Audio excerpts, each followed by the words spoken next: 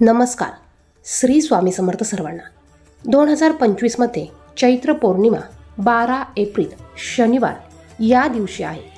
हनुमान जयंती देखील शनिवारी आलेली असल्यामुळे या योगावर आपल्याला अत्यंत प्रभावी असे 21 उपाय करायचे आहेत. 1. हनुमान जयंतीला मंदिरात मोहरीच्या तेलाचा दिवा लावा. दिवा उत्तर किंवा दक्षिण दिशेला तोंड करून लावा. त्यात 2 लवंग टाका. या दिव्याने हनुमानाची आरती करून हनुमानाष्टक वाचावं. त्याचबरोबर गुलाब किंवा लाल फुलांची माळ, लाल चंदन अर्पण करावं. पहा, या वर्षी हनुमान जयंती योगाने शनिवारी आलेली असल्यामुळे आपल्याला हे अत्यंत प्रभावी उपाय नक्की करायचे आहेत. 2. शनी पीडेतून दिलासा मिळण्यासाठी हनुमान जयंतीला उपवास धरा. लाल रंगाचे कपडे परिधान करून मारुतीच्या मंदिरात जा. मूर्तीसमोर कुशच्या आसनावर बसून जाईचा तेलाचा दिवा लावा. हनुमान चालिसेचं 11 वेळा पाठ करा. व्हिडिओ आवडत असेल तर कमेंट बॉक्समध्ये ओम हण हनुमंताय नमः लिहायला विसरू नका. 3. शनी साडेसाती आणि अडचणीतून दिलासा मिळवण्यासाठी हनुमानाला सिंदूर चोळा. हनुमानाला जो शेंदूर असतो तो शेंदूर चोळायचा आहे आणि जुईचं तेल अर्पण करायचं आहे. यानंतर वडाची 8 पानं काळ्या धाग्यात बांधून त्यावर शेंदूरने राम राम लिहायचं आहे. ही पानं हनुमानाच्या मंदिरात अर्पित करायची आहे. या उपायाने हनुमान प्रसन्न होतात आणि संकटातून आपली सुटका करतात. 4. हनुमान जयंतीला हनुमानाची पूजा करून त्यांच्या समोर तुपाचा किंवा तेलाचा दिवा लावावा. 11 वेळा हनुमान चालिसा पाठ करावा. याने मारुती प्रसन्न होऊन जीवनातील प्रत्येक समस्येपासून मुक्ती मिळते. 5. हनुमान जयंतीला विडा तयार करून हनुमानजींना अर्पित करावा. बघा, दिवसभरात तुम्ही हा उपाय केव्हाही करू शकतात. 6. या व्यतिरिक्त या दिवशी हनुमान चालिसा, बजरंग बाण, मारुती स्तोत्र पाठ करावं.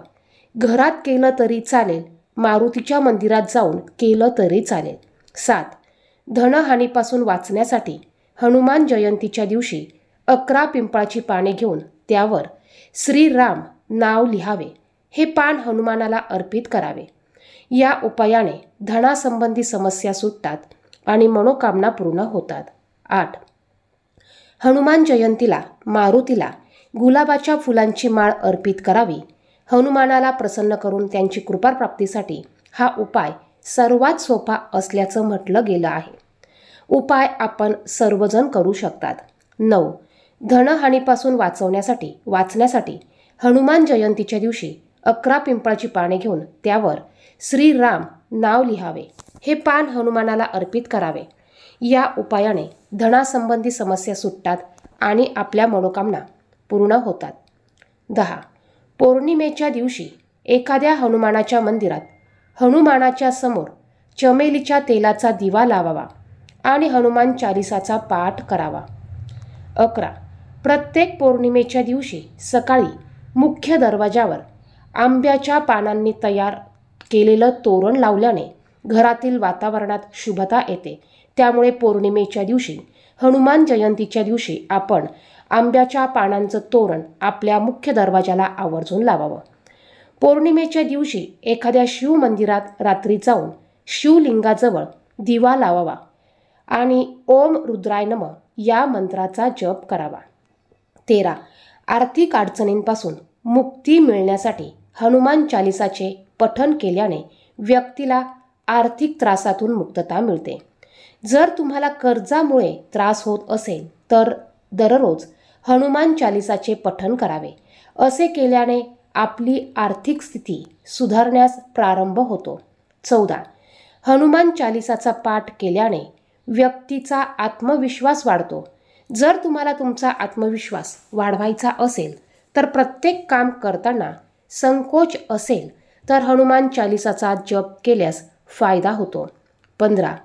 भीतीपासून मुक्ती मिळते.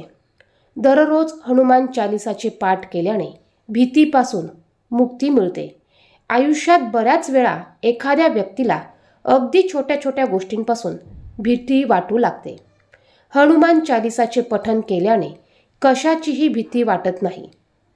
16. कोणतीही दुर्घटना टाळण्यासाठी हनुमान चालिसाचे पठण करावे असे सांगितले जाते. जर तुम्हाला वारंवार दुखापत होत असेल किंवा अपघाताचा बळी ठरत असाल तर हनुमान चालिसा तुमच्यासाठी फायदेशीर ठरू शकते. 17. शत्रूपासूनही रक्षा होते. हनुमान चालिसाचे नियमित पठण केल्यास व्यक्तीला अनिष्ट शत्रूपासून मुक्ती मिळते. तुमचे वाईट चिंतणाऱ्या लोकांना अद्दल घडते. 18. हनुमान चालिसाचा पाठ केल्याने भीती दूर होते असे म्हणतात. अशा वेळी कोणत्याही प्रकारची भीती आणि शत्रूंची भीती टाळण्यासाठी हे पठण करावे. काळी जादू, चेटूक, भूत, कोणतीही दुर्घटना आणि अकाली मृत्यूची भीती घालवण्यासाठी हनुमान चालिसाचा पाठ करा. यामुळे तुमची सर्व भीती दूर होऊ शकते. 10. जर तुम्ही आर्थिक संकटांचा सामना करत असाल आणि कर्जबाजारी असाल तर पीठाच्या 4 बाजूंच्या दिव्यामध्ये म्हणजेच चौमुखी दिव्यामध्ये चमेलीचे तेल टाका. वडाच्या पानावर हा दिवा ठेवा आणि हा दिवा लावा. अशा 5 पानांवर 5 दिवे लावून हनुमानजींच्या मंदिरात ठेवा. 5 दिवे तुम्हाला हे हनुमानजींच्या मंदिरात ठेवायचे आहे. असे किमान तुम्हाला 11 मंगळवार करायचे आहे. शनिवारी हनुमान मंदिरात जाऊन हनुमानजींना पिठाचा दिवा अर्पण केल्याने शनीच्या बाधाही दूर होतात. 21. हनुमानजींना तुपासह शेंदूर अर्पण केल्याने तुम्हाला भगवान श्रीरामाची कृपा प्राप्त होते आणि तुमच्या वाईट कर्मांचे निराकरण होते. मंगळवारी उपवास करून हनुमानजींना शेंदूर लावून पूजा करून हनुमान चालिसाचा पाठ केल्यास मंगल दोष शांत होतो. शेंदूरसोबत चमेलीचे तेलही अर्पण करावे असे म्हणतात. शेंदूर लावल्याने एकाग्रता वाढते आणि दृष्टी सुधारते. यामुळे सौभाग्यही प्राप्त होते. जो व्यक्ती शनिवारी हनुमानजींना शेंदूर अर्पण करतो त्याच्या सर्व मनोकामना पूर्ण होतात. आता राशीनुसार करावयाचे उपाय पाहू. 1. मेष. हनुमानाला लाल रंगाचे वस्त्र आणि शेंदूर अर्पण करावे. 2. रिषभ. चमेलीच्या तेलाचा दिवा हनुमान मंदिरात लावून पांढरे फूल अर्पण करावे. 3. मिथुन. हनुमानाला गोड पान, तंबाखू आणि सुपारी न टाकलेले अर्पण करून गुलकंदाचा नैवेद्य दाखवावा. 4. कर्क. हनुमानाला खव्यापासून तयार केलेल्या मिठाईचा नैवेद्य दाखवावा. 5. सिंह. हनुमानाला लाल फुलांची माळ आणि मिठाई अर्पण करा. 6. कन्या. हनुमानाला बेसनाच्या मिठाईचा नैवेद्य दाखवावा. 7. तूळ. हनुमानाला तळलेले पदार्थ उदाहरणार्थ पुरी, भजे इत्यादी नैवेद्य दाखवावा. 8. वृश्चिक. हनुमानाला मुगाचा हलवा आणि उडदाचे वडे अर्पण करावेत. 9. धनु. हनुमानाला मोहरीच्या तेलाने अभिषेक करावा आणि वस्त्र अर्पण करावे. 10. मकर. हनुमानाला पांढरे फूल आणि लाल वस्त्र अर्पण करावे. 11. कुंभ. हनुमानाला गुलाबाचे अत्तर अर्पण करावे. 12. मीन. हनुमानाला लाल झेंडा, चमेलीचे फूल तसेच रुईच्या पानांची माळ अर्पण करावी. या वर्षी हनुमान जयंती शनिवारी आली आहे आणि चैत्र पौर्णिमा देखील शनिवारी आली आहे. योगायोगाने शनिवार हा हनुमानजींचा असल्यामुळे हे उपाय आपण अवश्य करावे.